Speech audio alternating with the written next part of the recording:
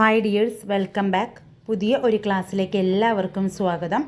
Shift in demand അഥവാ ചോദന വക്രത്തിൻ്റെ മാറ്റം എന്ന ഒരു ടോപ്പിക്കാണ് ഇന്നത്തെ ഈ ക്ലാസ്സിൽ ഡിസ്കസ് ചെയ്യുന്നത്.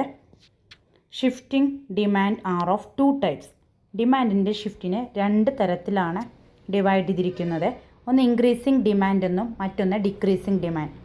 അപ്പോൾ ചോദന വക്രത്തിൻ്റെ മാറ്റം രണ്ട് തരത്തിലാണുള്ളത്. ചോദന വർധനവെന്നും ചോദന കുറവെന്നും അതിനെ പറയാം. എന്താണ് ഇൻക്രീസിങ് ഡിമാൻഡ്, അതുപോലെ എന്താണ് ഡിക്രീസിങ് ഡിമാൻഡ് നമുക്ക് നോക്കാം. The change in other factors than price lead to shift in demand curve. അതായത് പ്രൈസ് അല്ലാത്ത മറ്റ് ഘടകങ്ങളിലെ മാറ്റങ്ങൾ കാരണം ഡിമാൻഡ് കർവ് ഷിഫ്റ്റ് ചെയ്യുകയാണ്, ചോദന വക്രം മാറുകയാണ്. അപ്പോൾ എങ്ങനെയാണ് ആ ചോദന വക്രം മാറുന്നത് നമുക്ക് നോക്കാം. അതായത് വില ഇതര ഘടകങ്ങളുടെ അനുകൂല മാറ്റത്തിൻ്റെ ഫലമായി ചോദന വക്രം വലതുഭാഗത്തേക്ക് അഥവാ റൈറ്റ് സൈഡിലേക്കാണ് ഷിഫ്റ്റ് ചെയ്യുമെങ്കിൽ അതിന് എന്തു പറയാം? ഇൻക്രീസിങ് ഡിമാൻഡ് അഥവാ ചോദന വർധനവെന്ന് പറയാം. അതായത് വില ഇതര ഘടകങ്ങളിലെ അനുകൂല മാറ്റത്തിൻ്റെ ഫലമായി ഡിമാൻഡ് കർവ് എന്ത് ചെയ്യുക? റൈറ്റ് വേർഡിലേക്ക് ഷിഫ്റ്റ് ചെയ്യുക. അതിൻ്റെ പിക്ചറാണ് ഈ കാണുന്നത്. ഇതാണ് ഡിമാൻഡ് കർവ്. ഒറിജിനൽ ഡിമാൻഡ് കർവാണ് ഈ തന്നിരിക്കുന്നത്. ഒറിജിനൽ ഡിമാൻഡ് കർവ് എന്ത് ചെയ്യുന്നു? ഷിഫ്റ്റ് ചെയ്യാണ്. ഒറിജിനൽ ഡിമാൻഡ് കർവ് എങ്ങോട്ടാണ് ഷിഫ്റ്റ് ചെയ്യുന്നത് നോക്കൂ. അതായത് ഡി എന്ന് പറയുന്ന ഒറിജിനൽ ഡിമാൻഡ് കർവ് D1 എന്ന് പറയുന്ന ഒരു കർവായി വലത്തോട്ട് അല്ലെങ്കിൽ റൈറ്റ് സൈഡിലോട്ട് മാറി.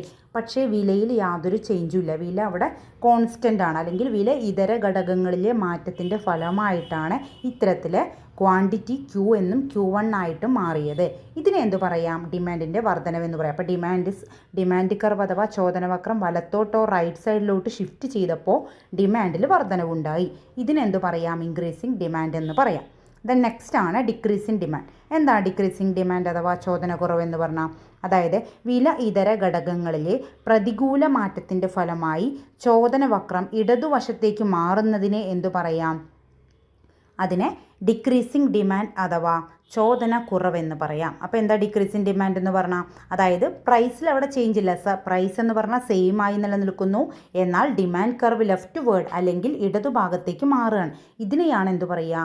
ഡിമാൻഡിൻ്റെ കുറവ് അഥവാ ഡിക്രീസിങ് ഡിമാൻഡ് എന്ന് പറയുന്നത്. അതിൻ്റെ വക്രമാണ്, കർവാണ് ഈ തന്നിരിക്കുന്നത്. അപ്പോൾ അതിൽ പ്രൈസ് എന്ന് പറഞ്ഞാൽ കോൺസ്റ്റൻ്റ് ആയി നിൽക്കുന്നത് കാണാൻ പറ്റും. OP എന്ന് പറയുന്നതാണ് നമ്മുടെ പ്രൈസ് എന്ന് പറയുന്നത്.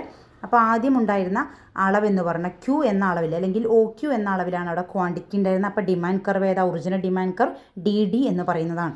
ദെൻ വില ഇതര ഘടകങ്ങളിലെ വിലയല്ലാത്ത മറ്റേതൊക്കെയോ ഘടകങ്ങളിലെ മാറ്റങ്ങൾ കാരണം ഡിമാൻഡ് കർവ് എന്ത് ചെയ്തു?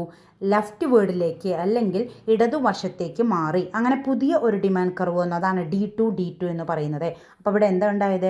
വില കോൺസ്റ്റൻ്റ് ആയി നിൽക്കുന്നു, പക്ഷേ വില ഇതര ഘടകങ്ങളായ മറ്റ് ഘടകങ്ങളാവാം. അതായത് ഉപഭോക്താവിൻ്റെ വരുമാനം അല്ലെങ്കിൽ ഇഷ്ടാനിഷ്ടങ്ങൾ, അഭിരുചികൾ, ഇതെല്ലാം കാരണം ഡിമാൻഡ് കർവ് എന്ത് ചെയ്തു? ഇടത്തോട്ട് മാറി. ഇതെന്താണ്? ചോദനത്തിൻ്റെ കുറവായി. അതായത് Q എന്ന് OQ അളവ് വാങ്ങിച്ചിരുന്ന കൺസ്യൂമർ ഇപ്പോൾ എത്ര അളവേ വാങ്ങിക്കുന്നുള്ളൂ? OQ1 ആണ്. അപ്പോൾ അവിടെ ഡിമാൻഡിൽ എന്ത് സംഭവിച്ചു? കുറവ് സംഭവിച്ചു. ഇതിനെന്ത് പറയാം? ഡിക്രീസിങ് ഡിമാൻഡ് അഥവാ ചോദന കുറവെന്ന് പറയാം.